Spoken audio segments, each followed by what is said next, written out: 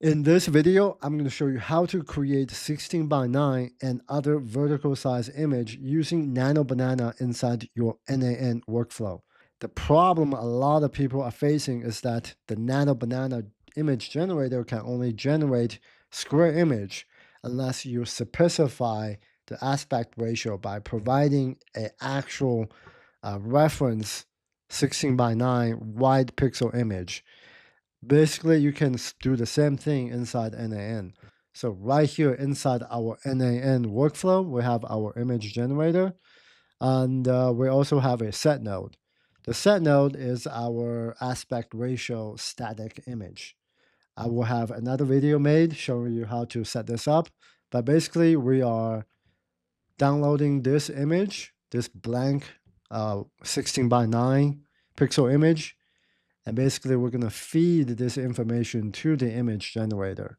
So now let me show you how to set up the prompt inside the image generator using Nano Banana. So if you scroll down to the JSON body, inside here, I have a line that says use the second image as the base frame to set the aspect ratio. So basically, it's referencing this line right here. Now, if you have two, you basically remember.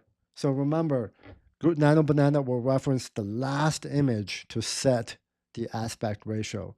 So you want to make sure your last image type is the blank image. So in this case, we have it mapped properly to this node right here, which will feed that blank white pixel image.